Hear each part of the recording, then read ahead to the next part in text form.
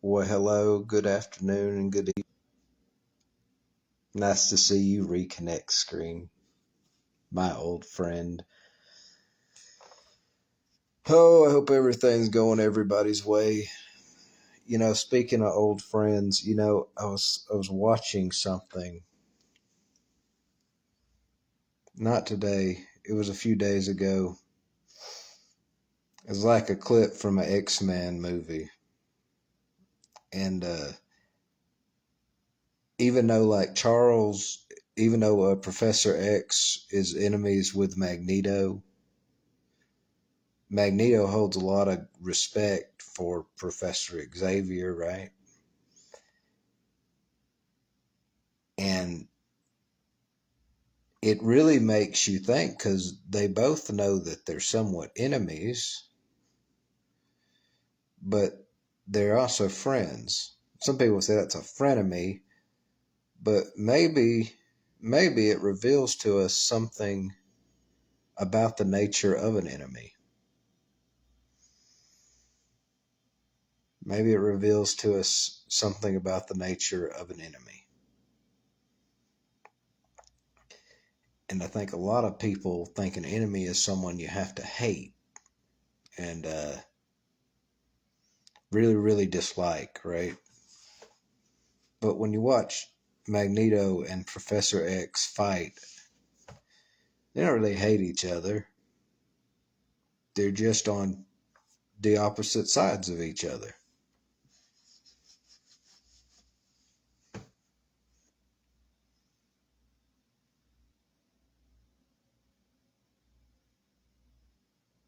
Interesting stuff.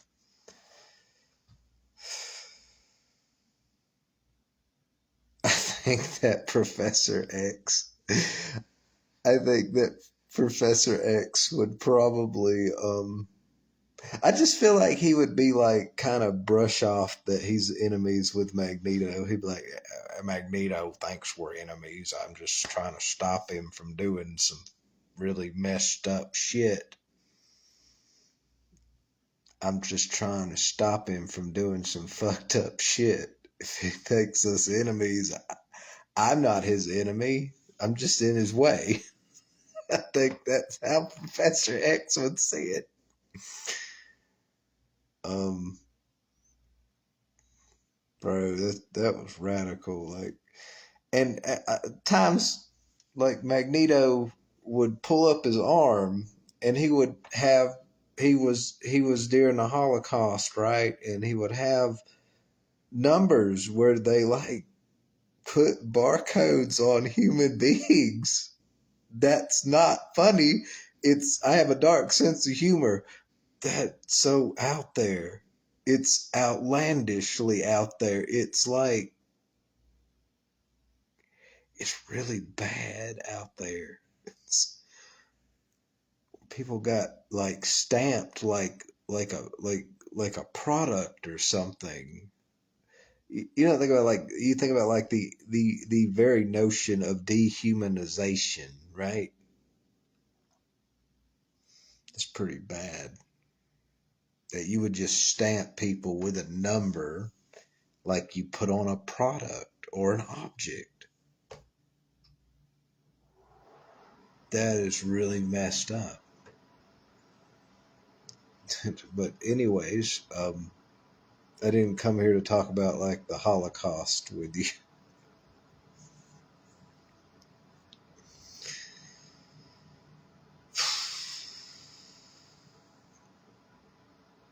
I made it to Reno. That's what I really started this video up to say. I made it. I'm here. Talked to the gentleman at the car rental place. My flight was delayed. That's why I've gone live so late. That flight from Las Vegas to up here, it got delayed by like damn near almost 3 hours. So instead of taking off at 7:30, we took off at like 10, like damn 10:30. And if I were a wiser man, I didn't really care. I don't really care right now. I should have just like at the Las Vegas one I should have stopped and moved my car rental over to the Las Vegas airport, and they should have just canceled the flight from Las Vegas up to Reno. I should have just drove in a straight line up towards where I was going. It's 6 hours, but I don't care about driving. I would have been closer by the time I needed to stop. I would have saved time, but I don't see no reason to. I don't have anywhere else to be right now. I was originally not planning to come this soon. I seen a piece of land that looked like the right price and everything. And so I wanted to come and see it and probably buy it. I know what I'm looking for: sunshine, quiet, and no building codes and none of that stuff. I don't want any of that stuff. And I think this piece of land will take care of all of that. I was talking to a gentleman at the rental car counter for a few minutes, and he was sharing with me some information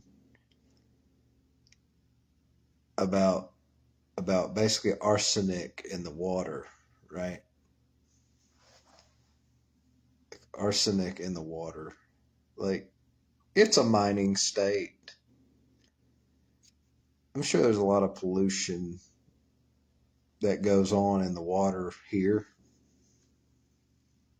I don't really drink I drink like bottled water, right? Like, I drink this, you know. I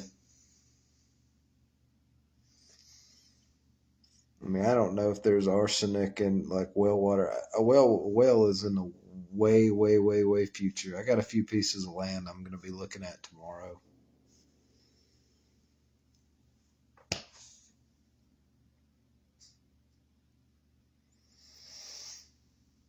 Curtain has finally been drawn. It's showtime. You know, I did this play in high school called Peter Pan, and I was Captain Hook. I can't remember any of those lines or any of those songs. I remember doing them, and I remember what they were about. I could describe to you the things, but I can't tell you the words. I can't recite them. That's been a long time ago. I can't do any of the motions or anything anymore. Could tell you about it. That's about it. It's memory now. But I digress.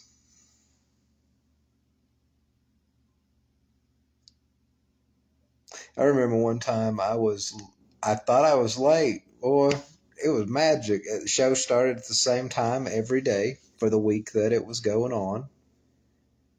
Might have been going on for 2 weeks. I can't remember. And one morning I got up late, and I was, oh God, oh God. And that day, for some reason, the show didn't start for 40 minutes after the fact, and I ended up making it on time.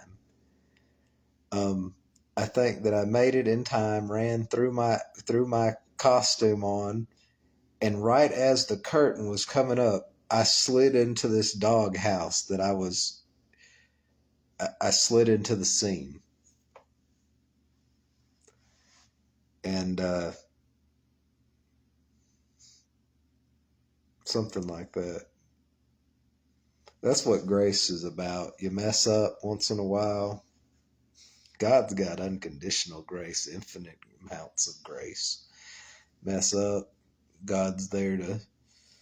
Let me see if I can fix this, give you a mulligan here.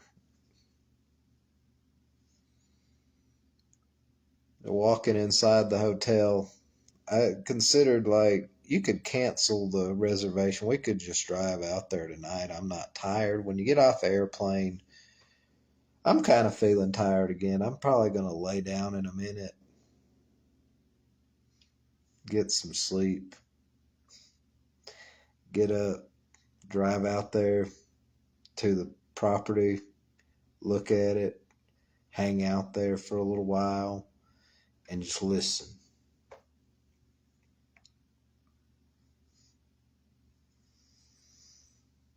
A lot of wild animals out here.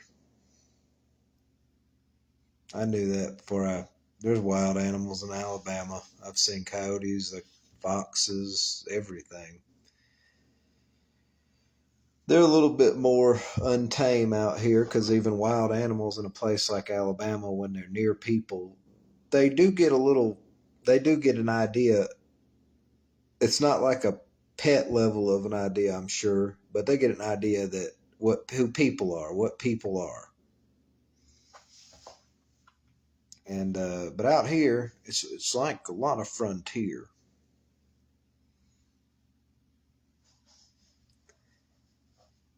You know, I'm gonna go look tomorrow at the property. I'm gonna look at what I found.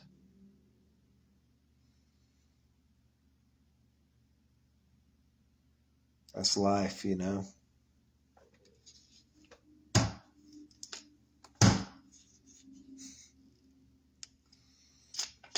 I decide to settle here. I'm gonna buy a big old damn gun. And there's mountain lions and all kinds of fun things out here.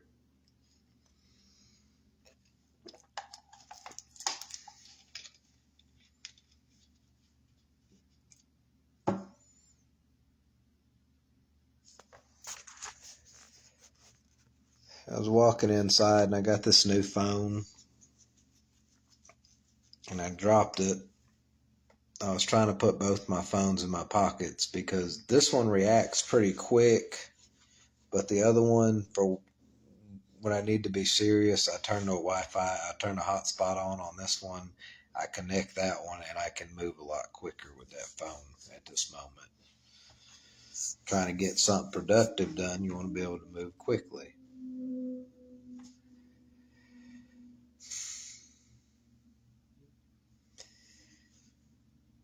I was walking in and I dropped my phone. And when I dropped my phone, the screen protector cracked. The screen's undamaged, but the screen protector cracked. And I was just like, I felt kind of sad. It's like, oh man, I can't believe that happened. I just bought this phone and I just dropped it. And all my screen protectors are back in Alabama for this phone. I had two more. And I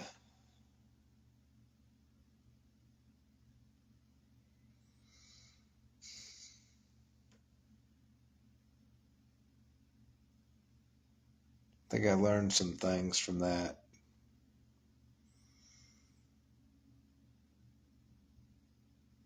Being able to feel sad is important. A lot of people on this earth, that when they go to feel sad, they they have learned how to feel angry instead. I don't think I have to describe sadness to somebody, even a spot of being sad. You know,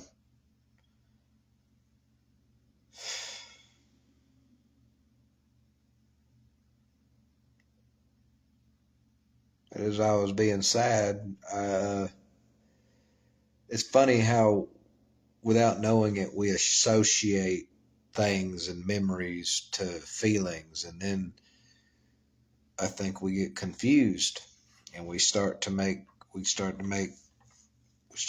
judgments and things of that nature. I was dropped my new phone, saw the screen cracked. I was kind of sad. I was like, man, I shouldn't have tried to ram all that in my pocket at one time. And I thought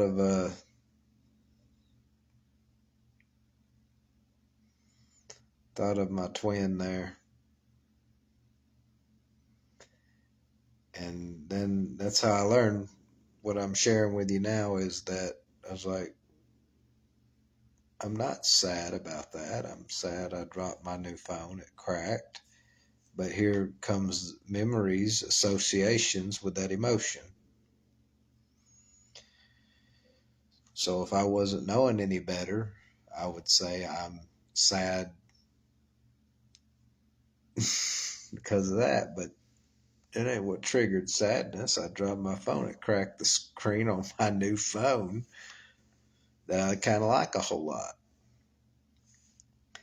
And then there just happens to be a thought of my twin there. And then, you know,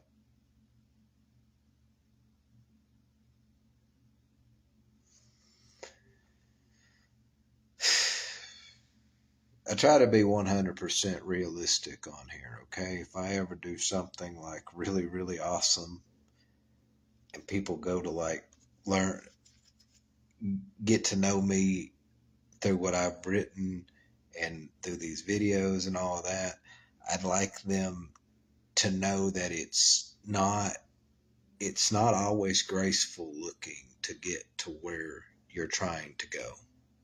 I could put it that way. It's not always graceful looking, the things that we do. Sometimes they're ugly. Sometimes we struggle with them. Sometimes we want to give up. Sometimes we do really, really big things and then we question, should we have done them?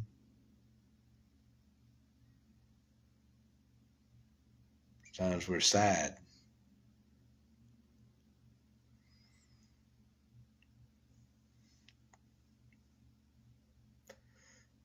Um,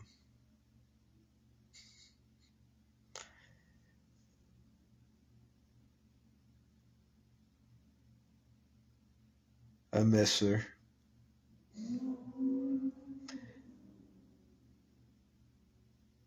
I don't know what else to say. That's all I have to say about that.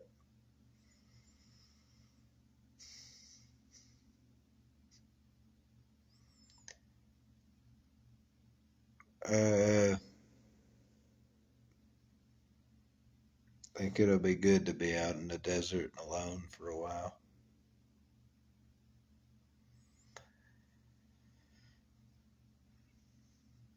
I don't know.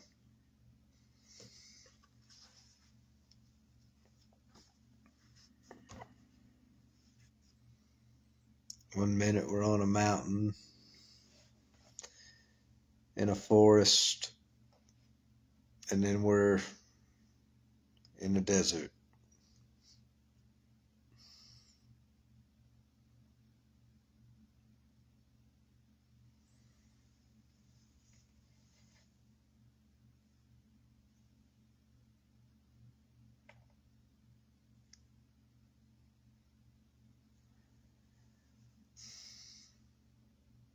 I don't really have anything else to say about that.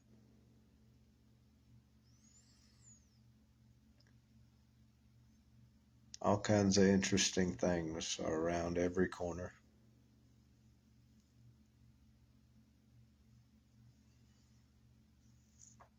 Who knows what tomorrow brings? Hell if I do.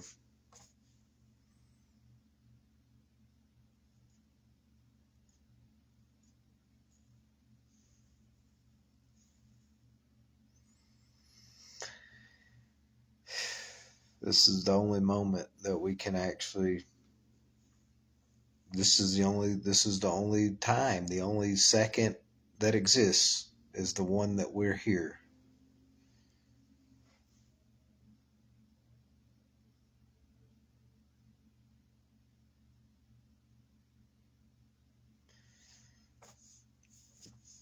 No point in wondering. Just kind of live. All right. See ya.